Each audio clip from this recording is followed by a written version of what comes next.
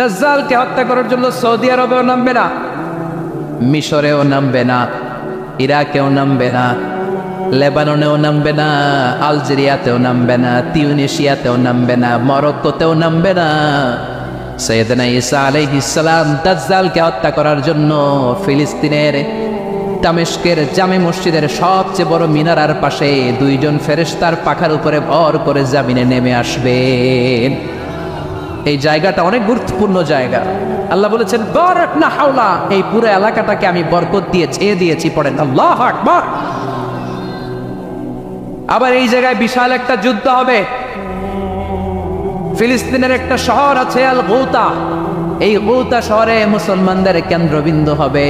কিয়ামতের আগ দিয়ে যা যা ঘটবে সব এই ফিলিস্তিনে ঘটবে।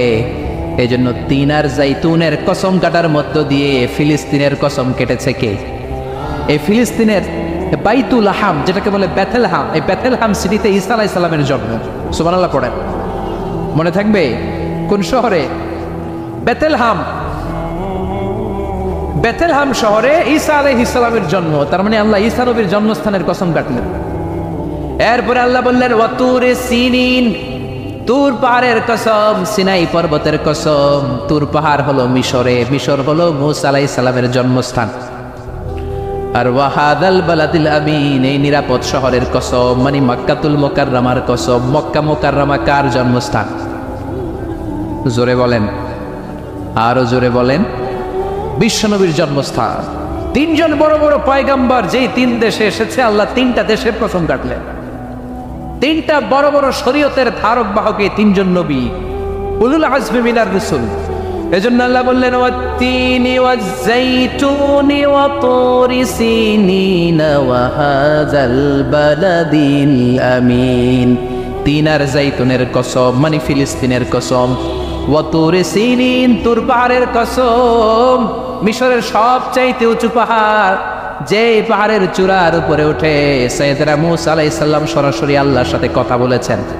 ওয়া কাল্লামাল্লাহু মূসা তাকলিমা, সরাসরি without any media, without any via সাইয়েদনা মূসা আলাইহিস সালাম আল্লাহর সাথে কথা বলতেন।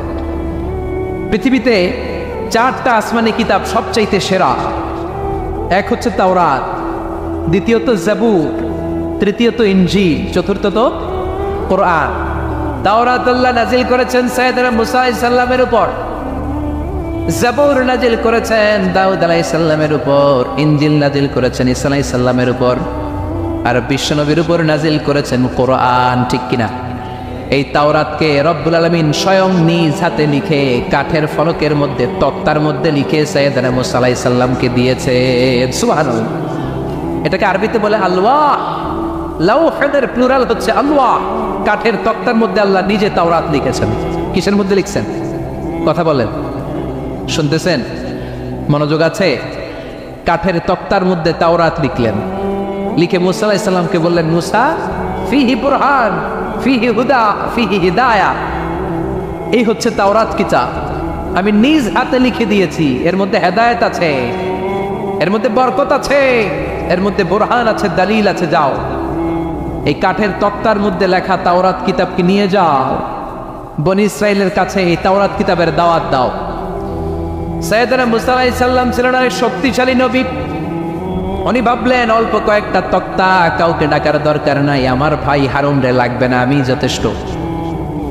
আমার ভাই হারুন রে কষ্ট করে পাহাড়ের উপরে টেনে আনার দরকার নাই, 3-4টা তক্তা আমি নিজেই নিতে পারবো, নিজেই নিতে পারবো মনে করে সাইয়েদনা মূসা আলাইহিস সালাম আল্লাহর লেখা তক্তার উপরে যে তাওরাতের ফলক, এই ফলক ধরে টান দিয়েছে উঠানোর জন্য। আল্লাহ যেহেতু কিতাব দিয়েছে নিয়ে যায়, কিন্তু কি আজীব তামাশা, তক্তা ধরে কাঁধে তুলবে তো দূরের কথা, নাড়াতেই পারে না। সুবহানাল্লাহ আসতে বলেন, নাড়াতেই পারেন। ওনার এত শক্তি, উনি এক থাপ্পড় মেরে ফেরাউনের বাবুর্চিকে ওই জায়গার মধ্যে দুনিয়া থেকে বিদায় করেছিলেন। এক ধাক্কা মারলে 10 জন 10 হাত দূরে যেয়ে পড়তো। উনি রেগে গেলে ওনার মাথার চুলগুলো টুপি আর পাগড়ি ভেদ করে উপরের দিকে এরকম খাড়া হয়ে দাঁড়িয়ে যেত। স্বয়ং মালাকুল মাউতকে থাপ্পড় মেরে চোখ কানা করে দিয়েছিলেন। এর কারণ এর কারণ মালাকুল মাউত মানুষের সূরাতে আসছিল, আর অনুমতি নেয় নাই। ঘরের মধ্যে ঢুকার আগে অনুমতির দরকার আছে না নাই? কি সুন্দর ইসলাম, হোয়াট এ প্রাইভেসি ইন ইসলাম! কত সুন্দর প্রাইভেসি ইসলাম আমাদেরকে শিখিয়েছে। আপনি ঘরে ঢুকবেন, অনুমতি নিয়ে ঢুকবেন। কার কথা? এক সাহাবী বললেন, নবী আমার ঘরে 2 ঘর। কয়টা? 2টা মাত্র রুম। এক রুমে থাকি আমি, আর এক রুমে থাকে আমার আম্মা জান। যেই আম্মা জানের বুকের দুধ খেয়ে আমি 10 মাস পেটের ভেতরে ছিলাম, 2 বছর বুকের দুধ খেয়ে বড় হলাম। আমার আম্মা জান থাকে এক রুমে, আমি থাকি আর এক রুমে। ও নবী, আমার মায়ের রুমে ঢোকার আগেও কি অনুমতি নেওয়া লাগবে নাকি? বিশ্বনবী বললেন, ও সাহাবা, আতুহিব্বু আন তারাহা উরিয়ানা, do you like to see your father naked? তুমি কি তোমার মাকে নেকেড দেখতে চাও? তুমি কি তোমার মাকে উলঙ্গ দেখতে চাও?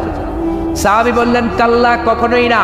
বিশ্বনবী বললেন, ইদান তাস্তাদিন, তোমার মাকে যদি উলঙ্গ দেখতে না চাও, তাহলে অবশ্যই অবশ্যই অবশ্যই তোমার মায়ের ঘরে ঢোকার আগে অনুমতি নিয়ে ঢুকবা। সুবহানাল্লাহ। মায়ের ঘরে ঢোকার আগে অনুমতি নিতে হবে। তাহলে ভাইয়ের ঘরে, বোনের ঘরে, ভাবির ঘরে, হ্যাঁ, ঢুকাই যাবে না। ভাবির ঘরে ঢোকা যাবে? কারো ঘরে ঢোকার আগে অনুমতি নিতে হবে। এটাকে বলে প্রাইভেসি। ইসলামী প্রাইভেসি কি গুরুত্ব দেয়? কারণ আপনি হয়তো এমন একটা সময় চলে যাবেন ঘরের ভিতরে আপনার আম্মা ওই সময় হয়তো হালকা পোশাক পরে, সিম্পল কোনো কাপড় পরে শুয়ে আছে, ঠিক কিনা? ওই পোশাকে সে আপনার সামনে আসতে চায় না। আপনি যখন নক করবেন, আপনি যখন সালাম দিবেন, পারমিশন চাইবেন, সে হয়তো ওনাকে ঢেকে চাদর পরে সুন্দর করে জামাটা পরে তারপরে আপনার সামনে আসবে। চিল্লায় বলেন ঠিক কিনা? এজন্য অনুমতি নিয়ে ঢোকা ফরজ।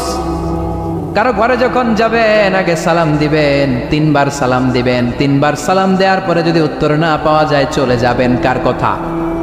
মানতে রাজি আছেন তো? এগুলো মানি না, এই জন্যই ঘরে অশান্তি, ফ্যামিলিতে অশান্তি, চোখের হেফাজত নাই, নজরের হেফাজত নাই। এই নজরের লাগাম যদি টেনে ধরতে পারেন, ফ্যামিলির 50% সমস্যা এমনিই চলে যাবে। চিল্লা এখন ঠিক কিনা? সাইয়েদনা মুসা আলাইহিস সালামের কাছে মালাকুল মাউত, মৃত্যুর ফেরেশতা, মানুষের সূরাতে এসেছিল, অনুমতি নেয় নাই, হুট করে ঘরে ঢুকছে। ঢুইকা কয়, আনা মালাকুল মাউত, আমি মৃত্যুর ফেরেশতা, জিহিতু আন আকবাদা রূহাক, আপনার রূহ কবজ করতে আসছি। মুসা আলাইহিস সালাম দেখতেছে একদম সলিমুদ্দি। মুসা নবী দেখে কি, আর সলিমুদ্দি কয় কি, আমি মালাকুল মাউত। ফেজাল আছে না নাই? সাইয়েদনা মুসা আলাইহিস সালাম দেখে দিব্যি সাধারণ মানুষ, আর সে বলে আমি তোমার রূহ কবজ করতে এসেছি। মুসা আলাইহিস সালাম রেগে গেলেন, অনেক মেজাজ ওলা নবী ছিলেন। রাগের চোটে 1 থাপ্পড় দিলেন। থাপ্পড় খেয়ে মালাকুল মাউতের 1 চোখ নাই। বুখারীর বর্ণনা, ফাসাক্কাহু ফাফাকু আইনা, থাপ্পড় মারলেন, চোখ শেষ। মালাকুল মাউত বাঁচার জন্য দিলেন দৌড়। এক দৌড়ে আল্লাহর আদেশে আল্লাহর আরশে চলে গেলেন।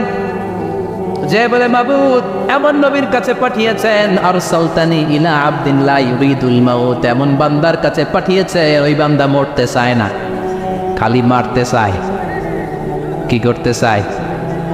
মরতে চায় না, মারতে চায়। দেখেন কি করছে আল্লাহ। বললেন, ও মালাকুল মাউত, ভুল করছো, সালাম দাও নাই, অনুমতি নাও নাই, মানুষের সূরাতে গেছো, আর নবীও সাধারণ নবী না, মেজাজওয়ালা নবী, ঠিক কিনা?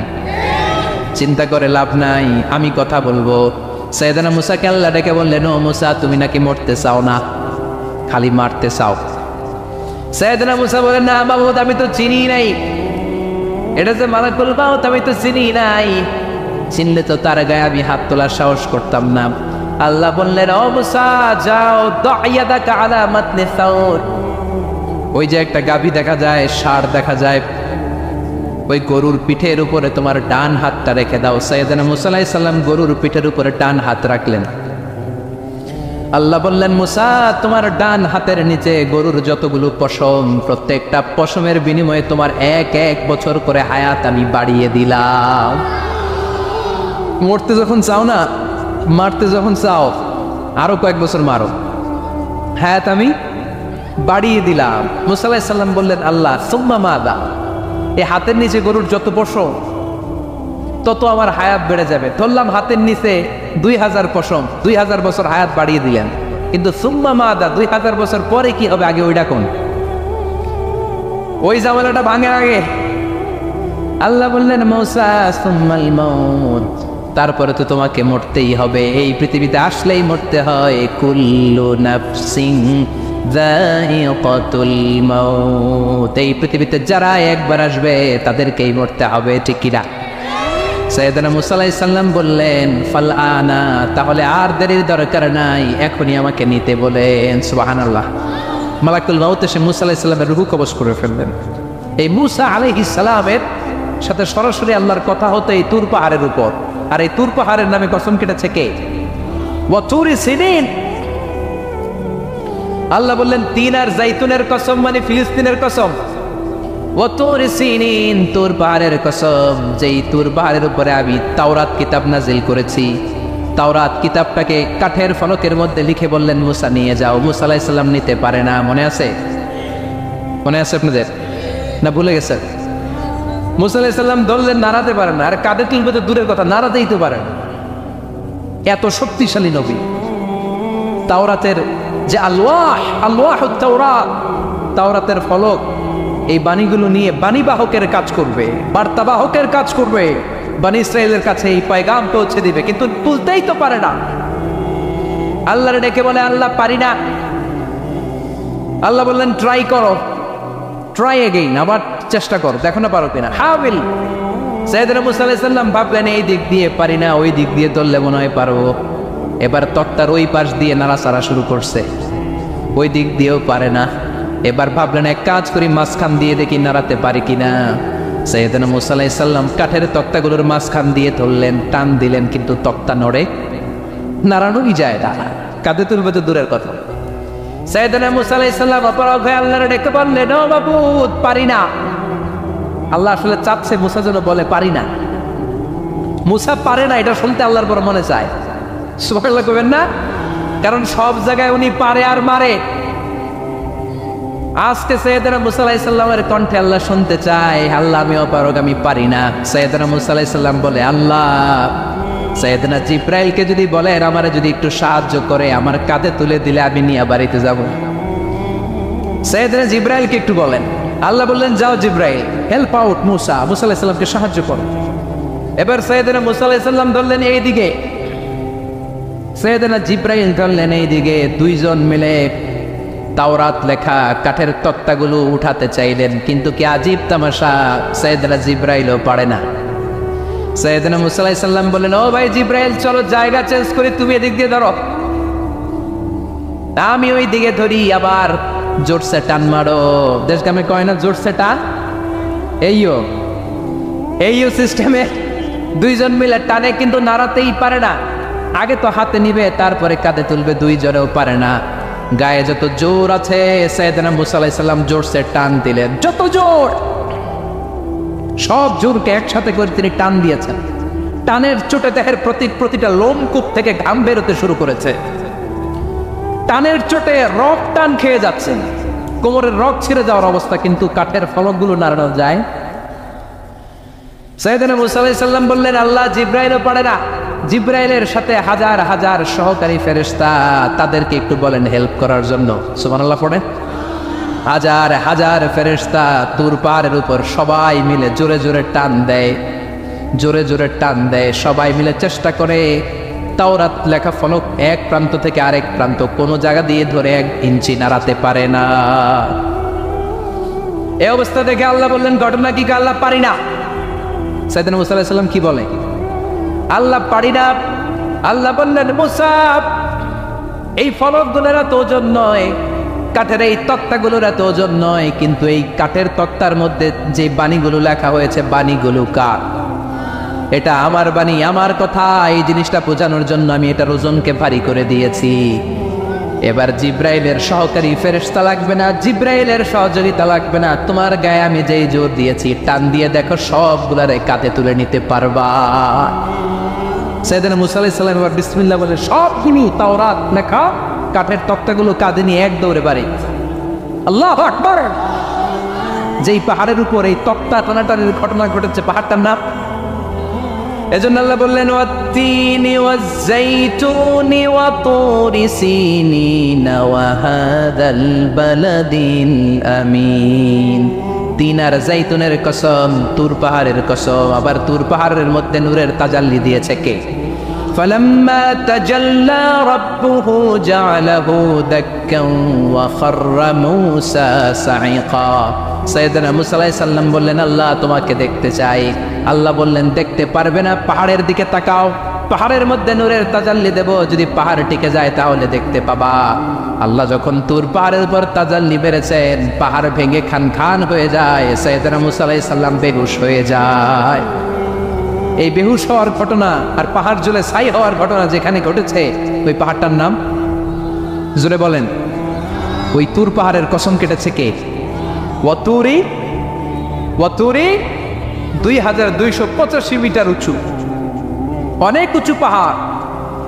আবার ইয়াজুজ মাজুজ যখন পৃথিবীতে আক্রমণ করবে, ইন্না ইয়াজুজ ওয়া মাজুজ মুফসিদুনা ফিল আরদ, তামাম জাহানে ইয়াজুজ মাজুজ যখন আক্রমণ করবে, তামাম পৃথিবীটাকে যখন লন্ডভন্ড করে দিবে, সাইয়েদনা ঈসা আলাইহিস সালাম মুমিন বান্দাদেরকে নিয়ে যেই পাহাড়ের উপর আশ্রয় নেবেন, সেটা হলো এই তুর পাহাড়। সুবহানাল্লাহ। ঈসা আলাইহিস সালাম মুমিনদেরকে নিয়ে এক পাহাড়ে চলে যাবেন এই ইয়াজুজ মাজুজের অত্যাচার থেকে বাঁচার জন্য। এদেরকে ইংরেজিতে বলে Gog Magog. If you search in Google by writing Gog and Magog, আপনি পেয়ে যাবেন ইয়াজুজ মাজুজের কাহিনী। হাত্তা ইযা ফুতিহাত ইয়াজুজ ওয়া মাজুজ ওয়া হুম মিন কুল্লি হাদাবিন ইয়ানসিলুন, লক্ষ লক্ষ ইয়াজুজ মাজুজের বাহিনী আসবে। এই ইয়াজুজ মাজুজের বাহিনীর অত্যাচার, অবিচার, অনাচার, জুলুম থেকে, মারামারি থেকে বাঁচার জন্য মুসলমানরা ঈসা আলাইহিস সালামের নেতৃত্বে যেই পাহাড়ের উপর আশ্রয় নিবেন, ওই পাহাড়ের নাম হলো তুর পাহাড়। ওই পাহাড়ের নাম কি? কোরআনে অনেকবার আল্লাহ তাআলা এই তুর পাহাড়ের কথা বলেছেন। আমি নিজে এই তুর পাহাড়ের চূড়ায় উঠেছি 2 বার। পাথরের পাহাড়, মাঝরাতে উঠতে হয়। এই তুর পাহাড়ের নিচে একটা গির্জা আছে, খ্রিস্টানদের প্রাচীনতম গির্জা, সেন্ট ক্যাথেরিনা গির্জা। এই গির্জার ভিতরে ঢুকেছিলাম দেখার জন্য। এটা পবিত্র জায়গা। মুসা আলাইহিস সালাম যখন যাচ্ছিলেন, আল্লাহ বলেন, ফাখলা'না আলাইক ফাখলা'না আলাইকা ইন্নাকা বিল ওয়াদিল মুকাদ্দাসি তুয়া। শুজ অফ, জুতা খুলে ফেলো, মুসার জুতা খুলে ফেলো। ইন্নাকা বিল ওয়াদিল মুকাদ্দাসি তুয়া, you are in a very holy valley, very sacred valley. একটা পবিত্র উপত্যকায় তুমি এসেছো। এর চাইতে উন্নত এবং পবিত্র উপত্যকা আমি মহাবিশ্বে কোথাও সৃষ্টি করি নাই। চিল্লায় পড়েন সুবহানাল্লাহ। মাঝরাতে তুর পাহাড়ে উঠতে হয়, ব্যাকপ্যাক নিয়ে যেতে হয়, সেখানে পানি টানি খাবার দাবার নিয়ে ওঠা লাগে। 3-4 ঘন্টা লাগে উঠতে, নামতে আবার 3-4 ঘন্টা। সকালে 10টা-11টার পরে আর তুর পাহাড়ে থাকা যায় না, কারণ আমাদের বাংলাদেশের পাহাড়গুলো মাটির পাহাড়, তুর পাহাড় হচ্ছে পাথরের পাহাড়।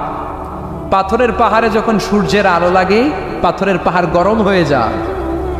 আমরা মাঝরাতে উঠতে শুরু করলাম।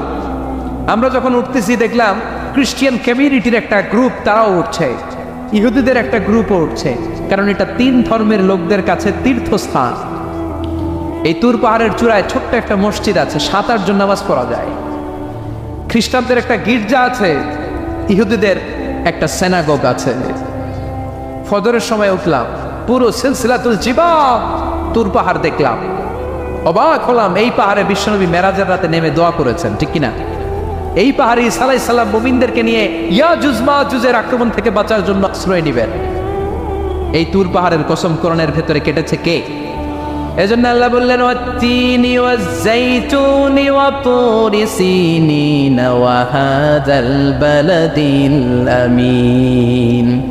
তিন আর জাইতুনের কসম, ওই মিশরের তুর পাহাড়ের কসম, ওয়া হাযাল বালাদিল আমিন, এই নিরাপদ শহরের কসম। শহরটার নাম কি? কি নাম? এই নিরাপদ শহর দ্বারা আল্লাহ বুঝিয়েছে মক্কা, না ফিলিস্তিন না। ফিলিস্তিন হচ্ছে প্রথমটা, কিন্তু হাযাল বালাদিল আমিন, এই নিরাপদ শহর দিয়ে আল্লাহ বুঝিয়েছেন মক্কা শহরকে। চিৎকার করে বলবেন, কোন শহর?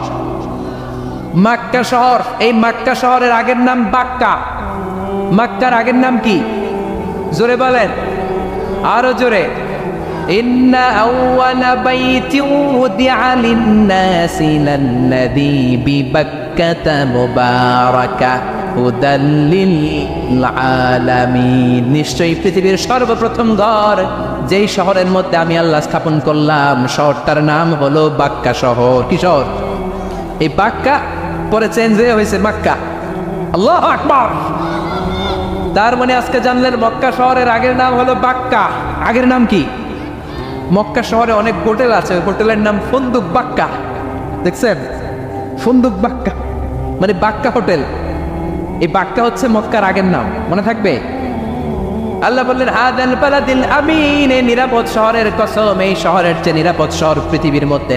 ইউসাউইরুকুম ফিল আরহামি কাইফা ইয়াশা লা ইলাহা ইল্লা হুয়াল আজিজুল হাকিম। তিনি হলেন এমন সত্তা যিনি মায়ের পেটে থাকা অবস্থায় তোমাদের চেহারার ডিজাইন করে দিয়েছে। চিল্লায় বলেন সুবহানাল্লাহ। তাহলে চারটা কসম কেটে আল্লাহ যে দামি কথাটা বললেন, লাকাদ খালাকনাল ইনসানা ফি আহসানি তাকওয়িম, সুন্দর আকৃতিতে তৈরি করেছি। এজন্য সুন্দর চেহারাটা নিয়ে যখন আয়নার সামনে দাঁড়াবেন তখন আপনি আয়নার দোয়া পড়বেন আল্লাহুম্মা হাসসানতা খালকি ফাহসিন খুলুকি। বিশ্বনবীর চেহারা সুন্দর বেশি না কম? জোরে বলেন। চাঁদের চেয়ে সুন্দর তুমি নবী আমার কামলিওয়ালা, চাঁদের চেয়ে সুন্দর তুমি নবী আমার কামলিওয়ালা, দু জাহানের বাদশাহ তুমি প্যারা নবী সাল্লে আলা, দু জাহানের বাদশাহ তুমি প্যারা নবী সাল্লে আলা, চাঁদের চেয়ে সুন্দর তুমি নবী আমার কামলিওয়ালা। সুবহানাল্লাহ।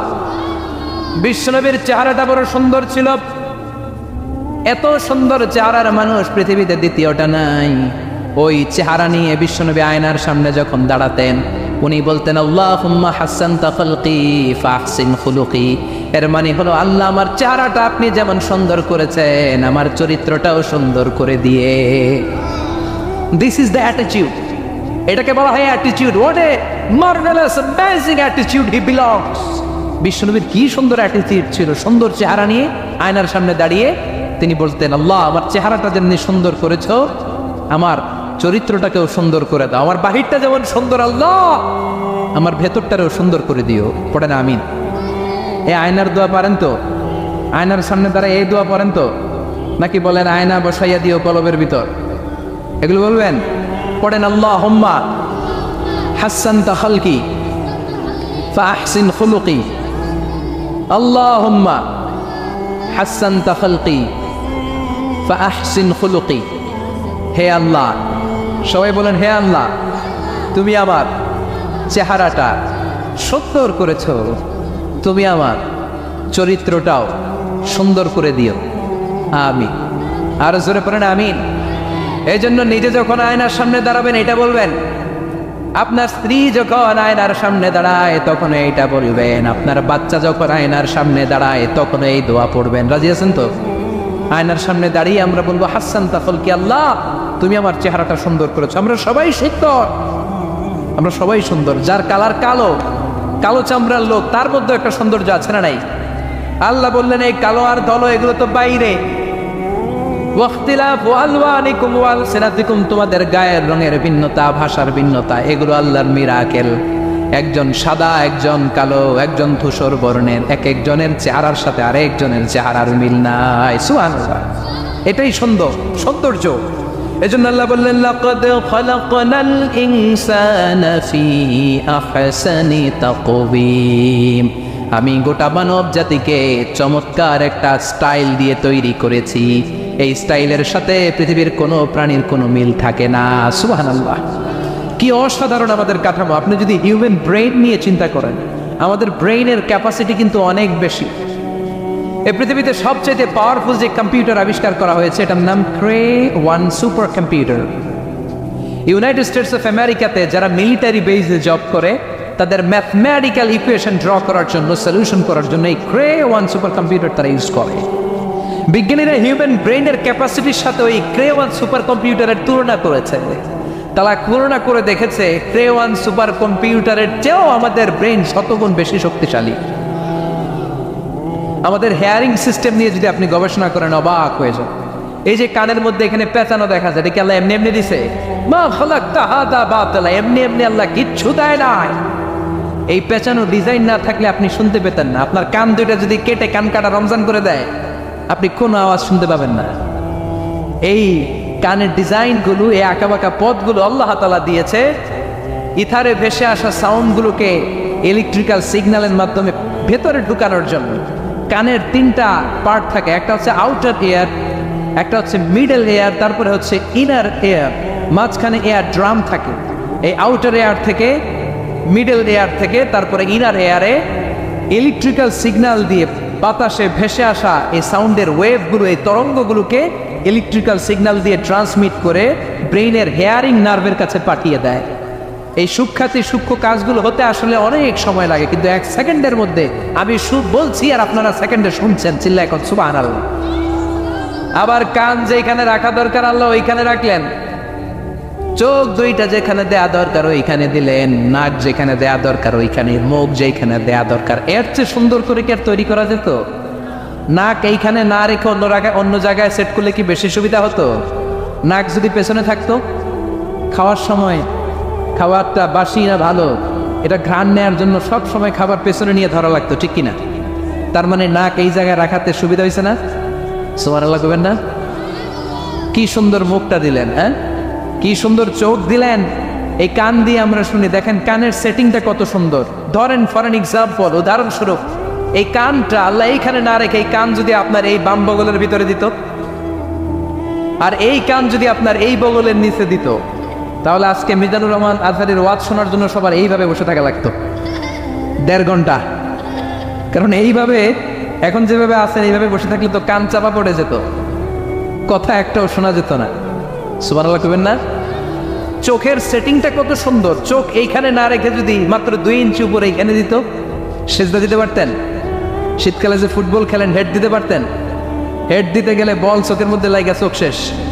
সুবহানাল্লাহ পড়েন। কি অসাধারণ অবকাঠামো!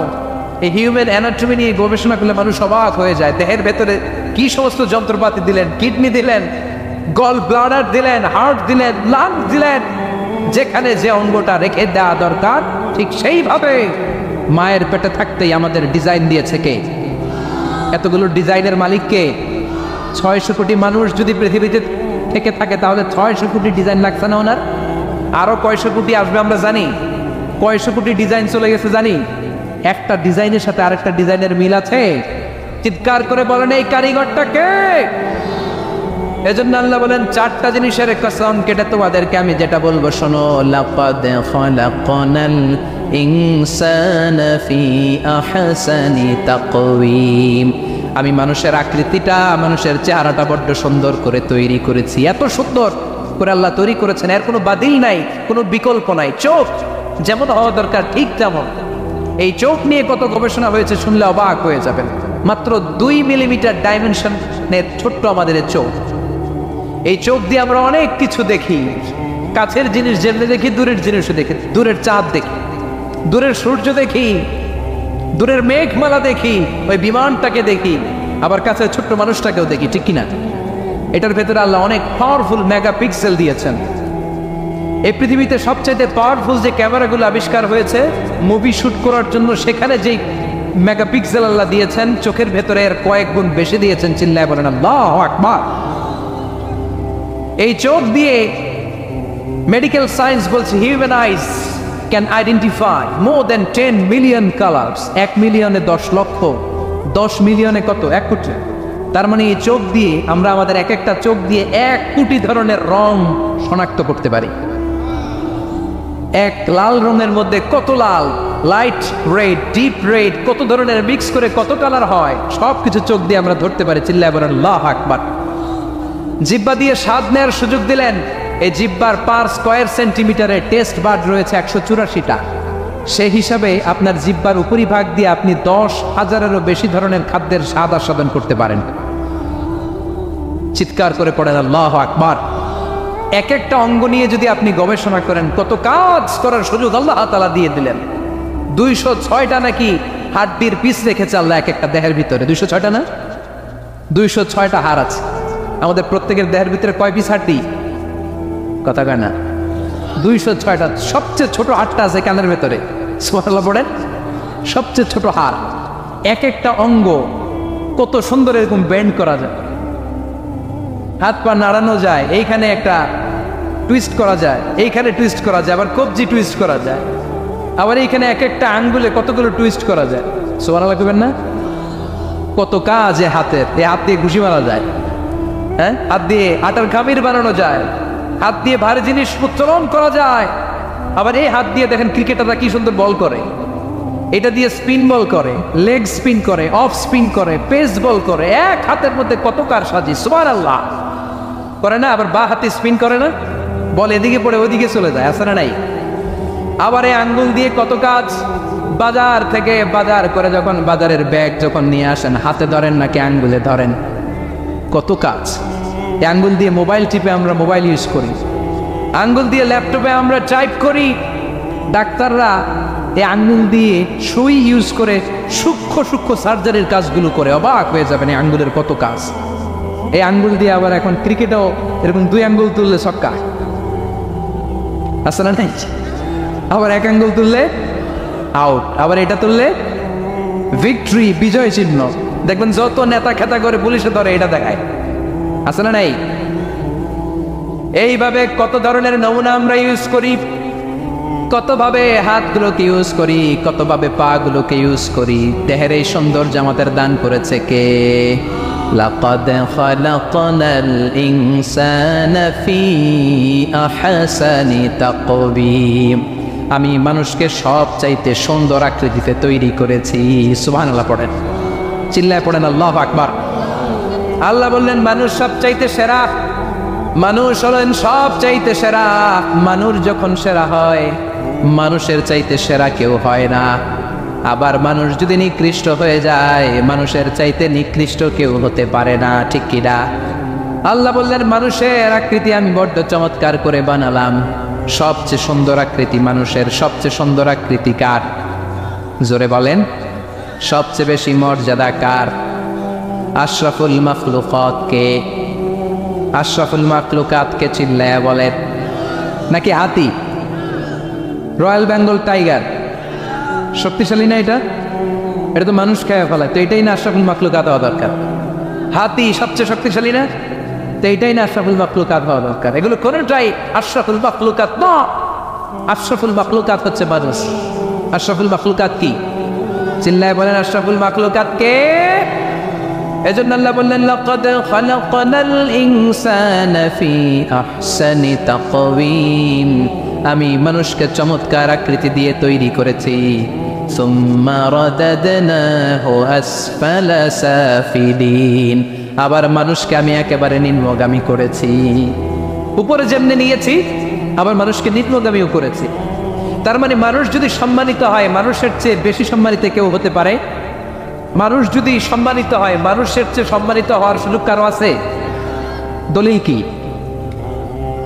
দলিল হচ্ছে বিশ্বনবী যখন মেরাজে যাচ্ছিলেন, একটা সার্টেন লেভেল, যে একটা নির্দিষ্ট জায়গায় যে সাইয়েদনা জিব্রাইল বললেন, ইয়া রাসূলুল্লাহ আমি আর উপরে যেতে পারবো না, আমার খেলা এই জায়গায় শেষ, নবী আপনার খেলা এখন শুরু। সুবহানাল্লাহ। ও নবী, এই জায়গার নাম সিদরাতুল মুনতাহা, এটা সীমান্ত বৃক্ষ, এটা হচ্ছে বর্ডার এরিয়া। কি এরিয়া? এটা হলো বর্ডার এরিয়া, এখানে আমার খেলা শেষ। আজীবন আমি এই জায়গায় এসে কান পেতে আল্লাহর অর্ডার শুনেছি, আর ওই অর্ডার তামিল করার জন্য দুনিয়াতে নেমেছি। আমি জিব্রাইলের উপরে যদি 1 ইঞ্চি উপরে ওঠার চেষ্টা করি, আমার শত শত পাখাগুলোকে জ্বালিয়ে ছাই করে দিবে কে? সাইয়েদনা জিব্রাইল আর উপরে যেতে পারে নাই। যেখানে সাইয়েদনা জিব্রাইলের খেলা শেষ, ওইখানে বিশ্বনবীর খেলা শুরু হয়েছিল। কোন সুবহানাল্লাহ। তার মানে মানুষ যখন উপরে ওঠে, এত উপরে উঠে যায়, ফেরেশতাদেরকেও হার মানিয়ে ফেরেশতাদের উপরে চলে যায়। আবার মানুষ যখন নিচে নামতে শুরু করে, শয়তানকেও হার মানিয়ে নিচে চলে যায়, ঠিক কিনা? তার মানে হাইয়ার হলে সব দিক দিয়ে হাইয়ার। হাইয়েস্ট তো অল ক্রাইটেরিয়াতে সে হাইয়েস্ট, লোয়েস্ট তো অল ক্রাইটেরিয়াতে সে লোয়েস্ট। মানুষ ভালো হলে এর চেয়ে ভালো আর হয় না, মানুষ খারাপ হলে তার চাইতে খারাপ আর হয় না। এজন্য আল্লাহ বললেন সুম্মা রাদাদনাহু আসফালা সাফিলিন। মানুষকে যেমনি আমি সুন্দর আকৃতি দিয়ে তৈরি করেছি, আবার ওই মানুষকে আমি আল্লাহ নিম্নগামী করেছি। যেটা উপরে ওঠে ওইটা আবার নিচেও নামা লাগে, ঠিক কিনা? নিরাশ হবেন না, হতাশ হবেন না, হাল ছাড়বেন না, ভরসা রাখুন কার উপর? মনে থাকবে এই সূরার সেন্ট্রাল থিম বা সাবজেক্ট ম্যাটার, কেন্দ্রীয় আলোচ্য বিষয় হচ্ছে নিরাশ হওয়া যাবে না, হতাশ হওয়া যাবে না, হাল ছেড়ে দেওয়া যাবে না, ভরসা রাখতে হবে কার উপর? এজন্য আল্লাহ আলোর কথা বলেছেন। সুবহানাল্লাহ পড়েন। এই সূরা নাজিলের একটা ব্যাকগ্রাউন্ড আছে, শুনবেন? কোন প্রেক্ষাপটে নাজিল হলো শুনবেন? এই সূরাটা হচ্ছে সূরাতুদ দুহা, হচ্ছে মাক্কি সূরা। কি সূরা? সবাই কন মাক্কি সূরা, এবং মাক্কি যুগের একেবারে শুরুর দিকে নাজিল হওয়া সূরা। বিশ্বনবীর কাছে কোরআনের শুরুর দিকে যে সমস্ত আয়াত নাজিল হয়েছে বিশ্বনবী প্রচার করেছেন, কারণ আল্লাহ বলেছেন বাল্লিগ মা উনজিলা ইলাইক, নবী আপনার কাছে আমি যা নাজিল করেছি প্রচার করে দেন, প্রচার করে দেন। তো যাই নাজিল হতো বিশ্বনবী প্রচার করে যেত। হঠাৎ করে কোরআন নাজিল হওয়া বন্ধ হয়ে গেল, আর নাজিল হয় না। বিশ্বনবী started to miss the revelation, কোরআনকে খুব মিস করতে লাগলেন। কিরে, কি সুন্দর জিবরাইল আসতো, কোরআন নিয়ে, ওহী নিয়ে, আসে না কেন? নাজিল হচ্ছে না কেন? এখন বিশ্বনবী কোরআন পেলে কোরআন প্রচার করত, কোরআনের আয়াতগুলো সবার সাথে শেয়ার করত। এখন নাজিলও হয় না, শেয়ারও করতে পারে, প্রচারও করতে পারে, প্রচার কার্যক্রম বন্ধ। কাফেরদের মধ্যে গুনগুন শুরু হয়ে গেল, মুহাম্মদ তোর রব তোরে ভুলে গেছে। নাউজুবিল্লাহ কবেন না? তোমার রব তোমারও ভুলে গেছে, তোমার আল্লাহ তোমার উপর অসন্তুষ্ট হয়েছে। কোনো বর্ণনায় এসেছে 15 দিন, কোনো বর্ণনায় 1 মাস, কোনো বর্ণনায় 3 মাস, কোনো বর্ণনায় 6 মাস ওহী নাজিল বন্ধ ছিল। বিষ্ণুনবী ওহীকে মিস করতে লাগলেন। ঘটনা কি? ওহী নাজিল হয় না কেন? আমি এখন কি প্রচার করব? বিশ্বনবী আর কিছুই প্রচার করতে পারছেন না, নাজিলও হয় না, উনিও প্রচার করতে পারেন না, কারণ বিশ্বনবী তো মন গড়া কিছু বলেন না। বলেন ওয়ামা ইয়ানতিকু আনিল হাওয়া ইন হুয়া ইল্লা ওয়াহয়ুই ইউহা। আল্লাহর ওহী আসলে বিশ্বনবী বলে, তা না হলে বিশ্বনবী বলে? বিশ্বনবী যাই নাজিল হতো প্রচার করে দিতেন, যা তোনার উপর অবতীর্ণ হতো মানুষের সাথে শেয়ার করে দিতেন। এখন আয়াত নাজিল হয় না, বিশ্বনবীও শেয়ার করতে পারে না। সাহাবারা বলল বিশ্বনবী আয়াত নাজিল হয় না কেন? বিশ্বনবী বলে আমি কিছু জানি না। কাফির মুশরিক মহলে গুনগুনানি শুরু হয়ে যায়। ঘটনা কি? মুহাম্মাদের রব মুহাম্মদরে বুইল্লা গেছে, মুহাম্মাদের রব মুহাম্মদরে ছাইরা দিছে, মুহাম্মদরে আর পছন্দ করে না, এজন্য কোনো আয়াত নাজিল করে না। বিশ্বনবীর চাচি আবু লাহাবের স্ত্রী উম্মে জামিল বলল মুহাম্মদ তোমার শয়তানটা বুঝে তোমার কাছে আসে না। এই শয়তান দ্বারা উদ্দেশ্য নিয়েছে জিবরিল আলাইহিস সালামকে। নাউজুবিল্লাহ পড়েন। এবার বিশ্বনবী টেনশনে পড়ে গেলেন, ঘটনা কি রে? কি ভুল আমার হয়? কি অন্যায় আমি করলাম? কি ভুল আমার হচ্ছে? কি ত্রুটি আমার, যে কারণে আল্লাহ আমারে পছন্দ করে না? 3 মাস 6 মাস হয়ে যায়, আকাশ থেকে কোনো ওহী নাজিল হয় না। কি আমি করলাম? আমার মনে হয় আমার কোনো ভুল হয়েছে, আমার কোনো ত্রুটি হয়েছে, অন্যায় হয়েছে, যে কারণে আমার আল্লাহ আমারে পছন্দ করে না। মাঝে মাঝে আমাদের জীবনে এরকম হতাশা আসে না নাই? কিরে আমি এত দোয়া করি কবুল হয় না কেন? আমার জীবনে এত দুঃখ কেন? আমার জীবনে এত কষ্ট কেন? আমার জীবনে তো ভালো কিছু হয় না, সবাই হুর হুর করে এগিয়ে যায়, কত সুন্দর ক্যারিয়ার, বিসিএস হয়ে যায়, সরকারি জব হয়ে যায়, ব্যবসায় লালে লাল, আমার তো কিছু হয় না, আমার কিচ্ছু হলো না। এরকম হতাশা আছে না নাই? এই সূরা আপনাকে শিখাতে চায় don't be sad, don't be frustrated, don't be upset. Upset হয় না, হতাশ হয় না, ভরসা রাখো কার উপর? আজীবন হতাশাগ্রস্ত মানুষের জন্য এই সূরাটা একটা আলোকবর্তিকা আর মশাল হয়ে কাজ করবে। সুবহানাল্লাহ পড়েন। মোটিভেশনাল সূরা। আল্লাহু আকবার।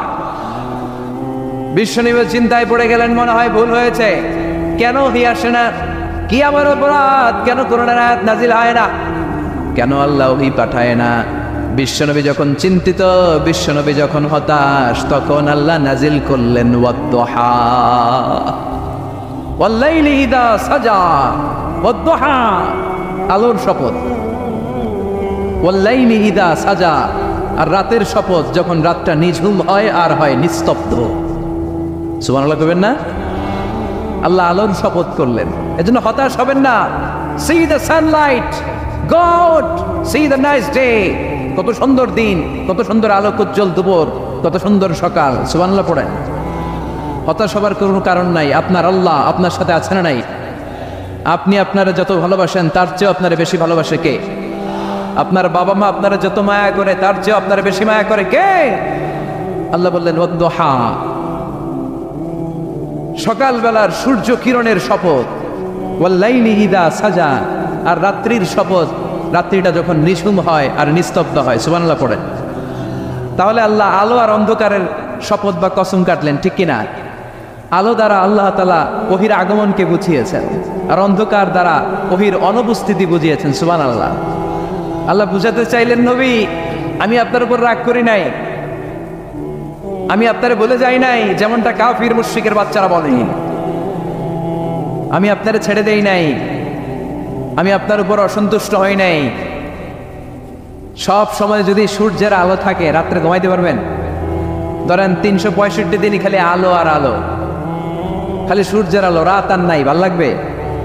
আবার সব সময় রাত, সূর্যের আলো নাই, ভাল লাগবে?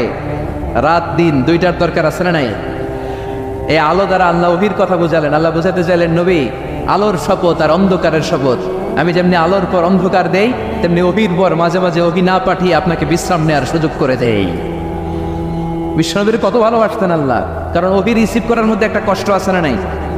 ও নবী সব সময় যদি ওহী নাজিল হয়, আপনার স্নায়ু, আপনার দেহ, আপনার মাংসপেশি এই ওহী রিসিভ করতে পারবে না, আপনার স্নায়ু এটা বরদাস্ত করতে পারবে না। ওহীর একটা কিরণ আছে, সূর্যের যেমনি তেজ আছে, আলো আছে, ওহীরও কিরণ আছে। সব সময় এই কিরণ আকাশ থেকে আপনার গায়ে পড়লে আপনি সহ্য করতে পারবেন না। তেমনি আলোর পরে যেমনি আধারের দরকার, কিছুদিন ওহী আসার পরে ওহী বন্ধ থাকার দরকার আছে না নাই? সুবহানাল্লাহ পড়েন। বিশ্বনবীর আরামের জন্য আল্লাহ ওহী বন্ধ করে দিলেন। আল্লাহু আকবার।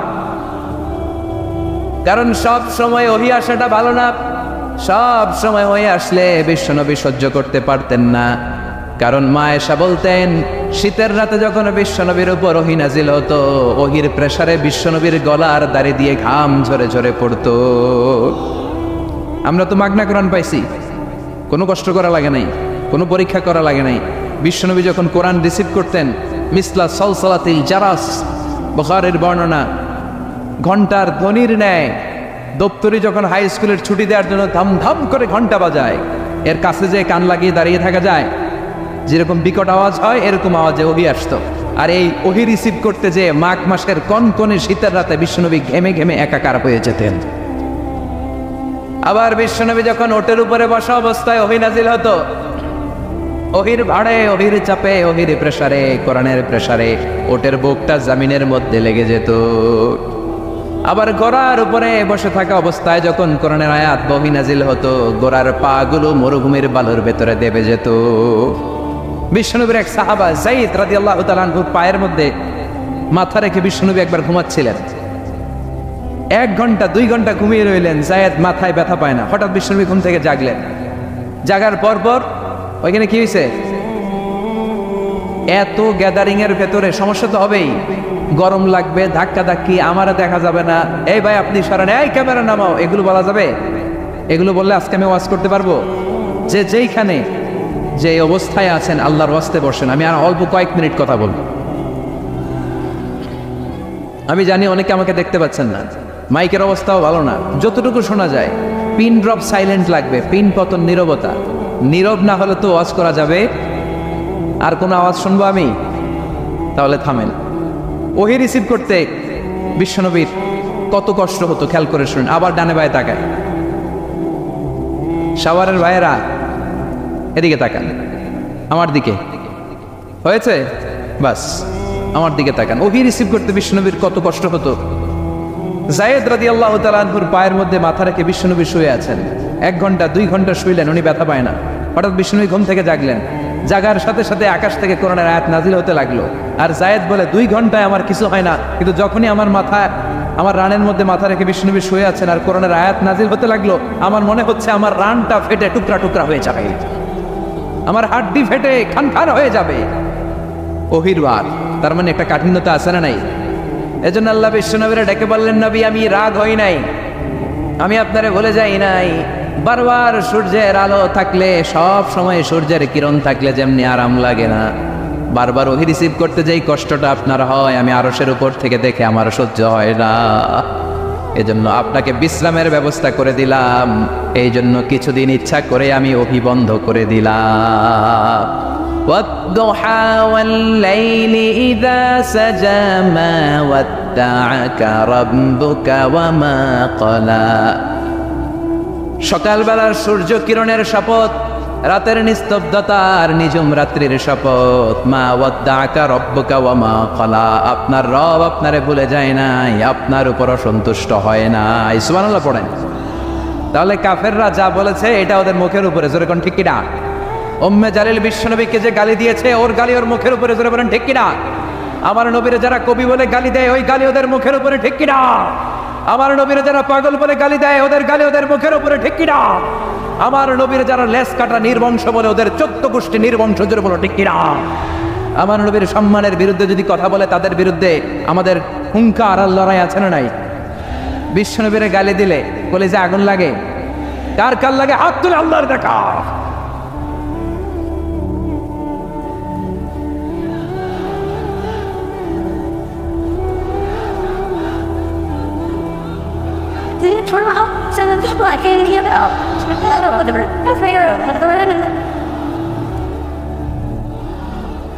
বিশ্বনবীর সম্মান, এটার কোনো তুলনা হয়? বিশ্বনবীর লাইফ নিয়ে কথা বলা অসাধারণ এক লাইফ, ওনার বায়োগ্রাফি, এটা অসম্ভব, এটা তলাবিহীন সাগরের মতো। বিশ্বনবীর গিয়ে যদি কথা বলতে শুরু করে, এটা অনেকটা তলাবিহীন সাগরের মতো। এটা সাগর কিন্তু কি নাই, কথা কয় না, কি নাই? বিয়ন্ডলেস, বাউন্ডলেস, বটমলেস, ঠিক কিনা? As a father, as a husband, as a teacher, as a lawgiver, as a lawmaker, as a reformer of the society, as a messenger, as a commander, Muhammad is a superman of the world. গোটা বিশ্বের জন্য তিনি Superman হয়ে এসেছে। এজন্য আমার নবীরা যারা গালি দেয়, এগুলো পিতৃ পরিচয়হীন জারদ সন্তান। বিশ্বনবীর সম্মান নিয়ে উল্টাপাল্টা করলে এটা সহ্য করা হবে না, জোরে কোন ঠিক কিনা? তুমি আমারে গালি দাও, আমি মেনে নিব। আমার বাবারে গালি দাও, মেনে নিব। আমার দলের গালি দিবি, মেনে নিব। কিন্তু আমার নবীরে গালি দিলে খবর আছে না নাই? আমার নবীর দিকে, আমার নবীর সম্মানের দিকে বা হাত তুললে ওই বা হাত কেমন করে ভেঙে দিতে হয় সেটাও আমাদের জানা আছে, জোরে কোন ঠিক কিনা? বিশ্বনবীর সম্মান ইটস অ্যান আনপ্যারালাল ইস্যু। এই ইস্যুতে হেফাজত নাই, এই ইস্যুতে জামাত নাই, এই ইস্যুতে চরমনাই নাই, এই ইস্যুতে সরসিনা নাই, এই ইস্যুতে তাবলীগ নাই, আওয়ামী লীগ নাই, জামাত নাই। 17 কোটি মানুষ এক প্ল্যাটফর্মে দাঁড়িয়ে যায়, চিল্লায় বলেন ঠিক কিনা? কারণ এই নবীর সুপারিশ ছাড়া আমি আপনি জান্নাতে যেতে পারবো না, জোরে কোন ঠিক কিনা? এজন্য নবীর ভালোবাসা, নবীর প্রতি মাহাব্বত অন্তরে থাকার দরকার আছে না নাই?